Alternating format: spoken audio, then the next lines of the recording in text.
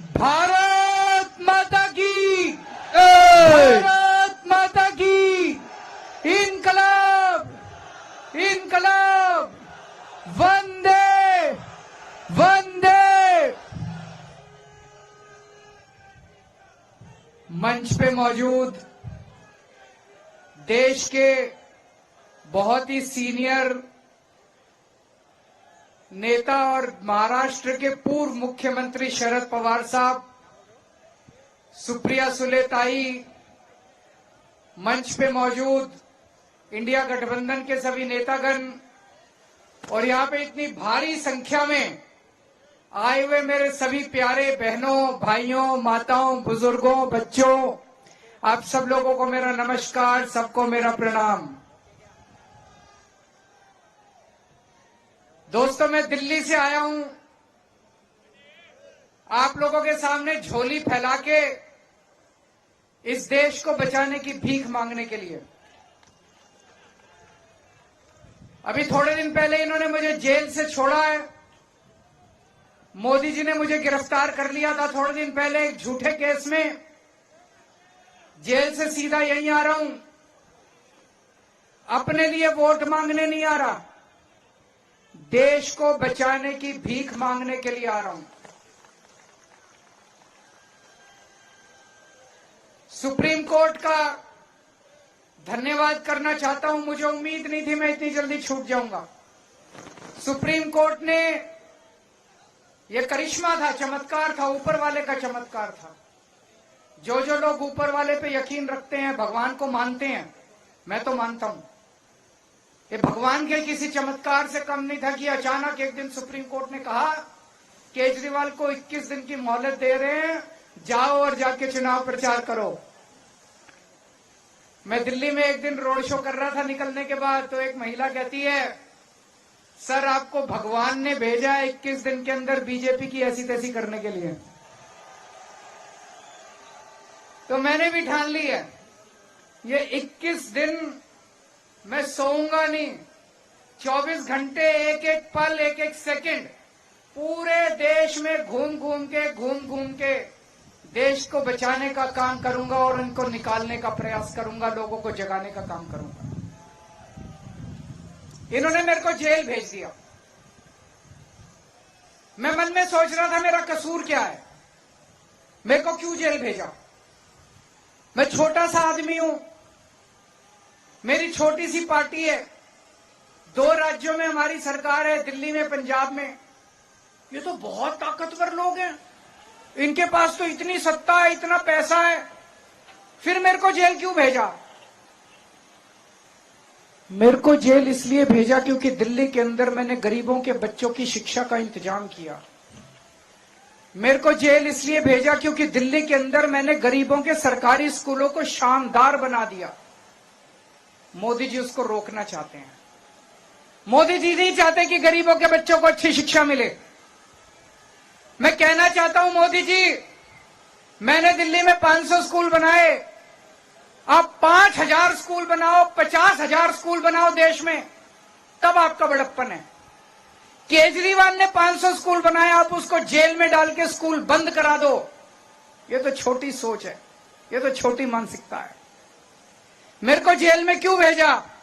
मेरे को जेल में इसलिए भेजा, मैंने दिल्ली के अंदर शानदार सरकारी अस्पताल बना दिए, शानदार मोहल्ला क्लिनिक बना दिए, सबका इलाज मुफ्त कर दिया। दिल्ली में 2.5 करोड़ लोग रहते हैं, अमीर हो चाहे गरीब हो, सबको शानदार इलाज मिलता है, सारी दवाइयां फ्री, सारे टेस्ट फ्री। मोदी जी इसको रोकना चाहते हैं। मोदी जी नहीं चाहते कि गरीबों को अच्छा इलाज मिले। आपका बड़प्पन तो है, मैंने 500 मोहल्ला क्लिनिक खोले, आप 5 लाख हर गांव में मोहल्ला क्लिनिक खोलो ना, तब आपका बड़प्पन है। केजरीवाल ने 500 मोहल्ला क्लिनिक खोले, केजरीवाल को पकड़ के जेल में डालो, मोहल्ला क्लिनिक बंद कर दो, ये तो छोटी सोच है। और विडंबना देखो, मैंने दिल्ली में सब लोगों की दवाइयां फ्री कर दी, छोटी बीमारी हो चाहे बड़ी बीमारी हो, सबको फ्री दवाइयां, सारी फ्री दवाइयां मिलती है। लेकिन जब मैं जेल गया, 15 दिन तक इन्होंने जेल के अंदर मेरी दवाइयां बंद कर दी। मैं शुगर का मरीज हूं 20 साल से, बहुत हाई शुगर रहती है मेरे को। इंसुलिन का इंजेक्शन लगता है रोज, 4 बार इंजेक्शन लगता है रोज मेरे को। 52 यूनिट इंसुलिन लेता हूं मैं। जब मैं जेल गया 15 दिन तक इन्होंने मेरे को इंसुलिन का इंजेक्शन नहीं दिया। मैं कहता रहा, मेरी 300 शुगर 350 शुगर हो गई। अगर कई दिन तक लगातार ज्यादा शुगर रहे तो किडनी खराब हो जाती है, लिवर खराब हो जाता है। मुझे नहीं पता ये मेरे साथ क्या करना चाहते थे, लेकिन इतिहास गवाह ऐसे बहुत किस्से हुए हैं जब विपक्षी लोगों को, विरोधियों को जेल में डालकर उनको शारीरिक तौर पे खत्म कर दिया गया। मुझे नहीं पता ये मेरे साथ क्या करना चाहते थे। ये मेरे को इसलिए इन्होंने जेल में भेजा क्योंकि दिल्ली में मैंने सबकी बिजली फ्री कर दी, 24 घंटे फ्री कर दी। अब दिल्ली में सबको फ्री बिजली मिलती है। मोदी जी, आप तो इतने बड़े नेता हैं, इतने ताकतवर नेता हैं। मैंने दिल्ली में और पंजाब में फ्री बिजली करी, आप पूरे देश में फ्री बिजली करो ना, तब तो आपका बड़प्पन है। आप केजरीवाल को जेल में डाल के दिल्ली की बिजली फ्री रोकना चाहते हो, ये तो कोई बड़प्पन नहीं है दोस्तों, ये तो छोटी मानसिकता है। ये तो इस वक्त देश के अंदर जो हालात हैं बहुत खतरनाक हैं। रशिया का राष्ट्रपति पुतिन है, आप जानते होंगे। पुतिन ने जितने विपक्षी नेता थे या तो सबको जेल में डाल दिया या उनको मरवा दिया और फिर चुनाव करवाए। पुतिन को 87% वोट मिले। बांग्लादेश के अंदर अभी थोड़े दिन पहले चुनाव हुए, सारे विपक्षी नेताओं को जेल में डाल दिया और चुनाव करके शेख हसीना जीत गई। पाकिस्तान के अंदर अभी चुनाव हुए, इमरान खान जो वहां के सबसे बड़े नेता, उनको जेल में डाल दिया, उनकी पार्टी को तहस नहस कर दिया, उनका सिंबल छीन लिया और फिर चुनाव कराए और जीत गए। मोदी जी अब पाकिस्तान और बांग्लादेश से सीख के यही काम अब देश के अंदर, भारत के अंदर करना चाहते हैं। एक टाइम ऐसा था जब पाकिस्तान और बांग्लादेश हमसे सीखा करते थे, आज मोदी जी बांग्लादेश और पाकिस्तान से सीख रहे हैं। उन्होंने मेरे को गिरफ्तार कर लिया और अब कह रहे हैं दिल्ली में जीत जाऊंगा, फिर भी नहीं जीतने देंगे। मेरे को जेल में रख लेते तब भी हार जाते हैं मोदी जी।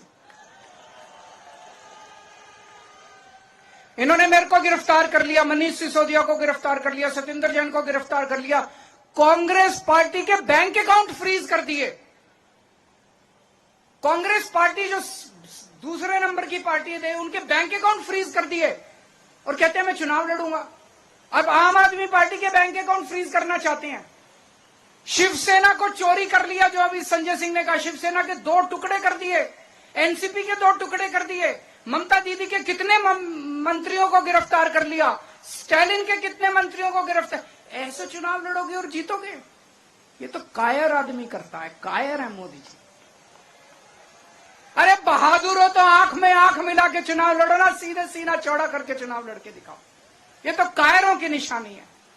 इस तरह तो देश के जनतंत्र को खत्म कर रहे हैं, बाबा साहब अंबेडकर के संविधान को खत्म कर रहे हैं दोस्तों। एक और चीज मैं बताना चाहता हूं। 2014 में जब मोदी जी आए थे, उन्होंने एक रूल बनाया था।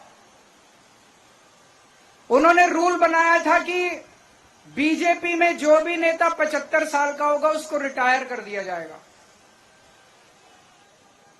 ये रूल बना के उन्होंने अडवाणी जी को रिटायर कर दिया, मुरली मनोहर जोशी जी को रिटायर कर दिया, सुमित्रा महाजन को रिटायर कर दिया, यशवंत सिन्हा को रिटायर कर दिया।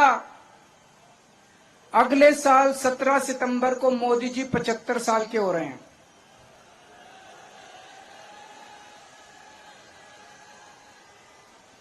तो जाहिर तौर पे मोदी जी भी रिटायर होंगे। अपना रूल बनाया उन्होंने तो अपने ऊपर तो लागू करेंगे वो।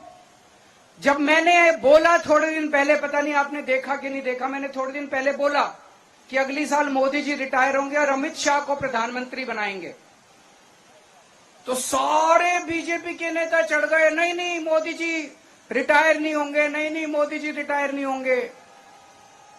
मोदी जी ने नहीं बोला कि मैं रिटायर नहीं होऊंगा, मोदी जी रिटायर होंगे और अमित शाह को बनाएंगे प्रधानमंत्री। तो इस साल जो वो वोट मांग रहे हैं मोदी जी, वो अपने लिए वोट नहीं मांग रहे, वो अमित शाह को प्रधानमंत्री बनाने के लिए वोट मांग रहे हैं। तो आपके घर के आसपास जितने बीजेपी वाले रहते हैं, जितने बीजेपी के समर्थक रहते हैं, सबको बोल देना सोच के जाना जब वोट डालने जाओ। मोदी के लिए वोट नहीं पड़ रहा, अमित शाह का आंख बंद करके जितने बीजेपी वाले हैं, जब बटन दबाओ आंख बंद कर लेना, अमित शाह की तस्वीर लेके आना कि अमित शाह को बनाना है क्या प्रधानमंत्री। तो अमित शाह के लिए वोट मांग रहे हैं। और इस सिलसिले में जितने रुकावटें थी, देवेंद्र फडणवीस को पैदल कर दिया इन्होंने, शिवराज सिंह चौहान की राजनीति खत्म कर दी, रमन सिंह की राजनीति खत्म कर दी, वसुंधरा, जितने नेता थे सबको खत्म कर दिया। एक ही नेता बचा है, योगी आदित्यनाथ। 2 महीने के अंदर उसको हटाने जा रहे हैं। योगी आदित्यनाथ अब उत्तर प्रदेश के सीएम नहीं रहेंगे। जब मैंने ऐसा बोला, एक भी नेता योगी जी के समर्थन में नहीं आया। बीजेपी के किसी ने नहीं कहा कि नहीं हटा रहे, इसका मतलब हटा रहे हैं, इसका मतलब हटा रहे हैं, साबित हो गया कि हटा रहे हैं।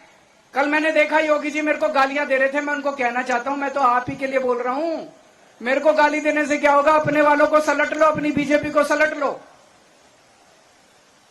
दोस्तों, एक एक करके ये सारे नेताओं को खत्म कर रहे हैं। और मैं आपको चेतावनी देना चाहता हूं कि अगर इस चुनाव में 4 जून को बीजेपी जीत गई, वैसे तो जीत नहीं रही है, अगर जीत गई तो मैं आपको बता रहा हूं कि सुप्रिया सुले भी जेल में होंगे, शरद पवार भी जेल में होंगे, उद्धव ठाकरे भी जेल में होंगे और आदित्य ठाकरे भी जेल में होंगे।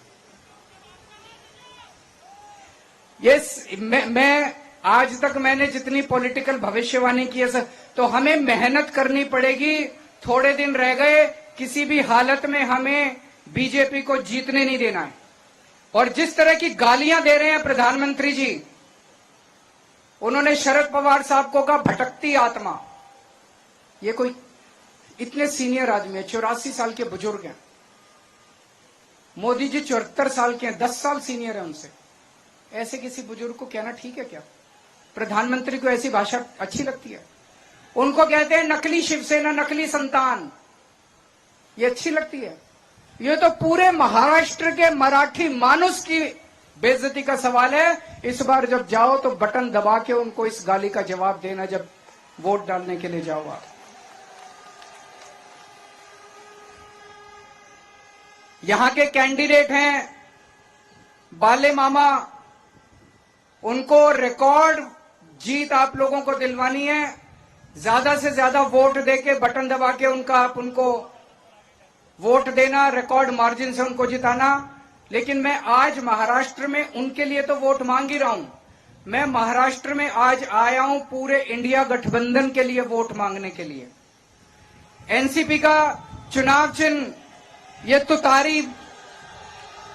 तुतारी बजाने वाला आदमी है। इसका खूब प्रचार करना है। मैंने सोशल मीडिया पे एक आदमी को देखा था, मैं बहुत चिंतित हो गया उसको देख के। वो आदमी कह रहा था, जब वो वोट देके बाहर निकला, उससे किसी मीडिया वाले ने पूछा किसको वोट दिया, बोला शरद पवार को। बोलो क्या निशान? बोला घड़ी। ये कंफ्यूजन है कुछ लोगों के अंदर। आपको प्रचार करना है अपनी गली में, अपने गांव में, अपने मोहल्ले में, सबको बोल देना कि असली वाली एनसीपी, शरद पवार वाली एनसीपी का चुनाव चिन्ह घड़ी नहीं है, घड़ी पे मत डाल देना। असली वाली एनसीपी का चुनाव चिन्ह क्या है? तुतारी वाला आदमी। तुतारी वाले आदमी को वोट डालना है और ज्यादा से ज्यादा वोट देके मामा को जिताना है। मैं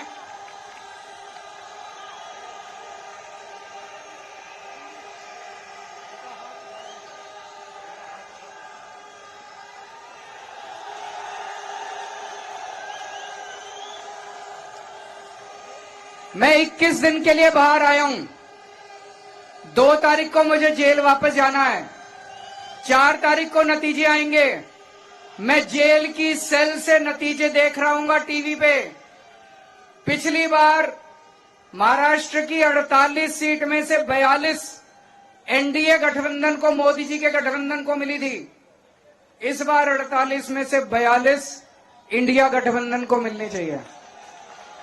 अगर आप लोगों ने 48 में से 42 सीट इंडिया गठबंधन को दी मुझे जेल के अंदर बड़ा सुकून मिलेगा और मुझे लगेगा आज महाराष्ट्र आना मेरा सार्थक हो गया। आप लोगों ने आज इतना प्यार, इतनी मोहब्बत दी, इसके लिए आप सब लोगों का बहुत बहुत शुक्रिया। शरद पवार साहब का बहुत बहुत शुक्रिया, सुप्रिया दीदी का बहुत बहुत शुक्रिया जो आज मुझे यहाँ पे आमंत्रित किया, आप सब लोगों के सामने बोलने का मौका दिया। भारत माता की। केजरीवाल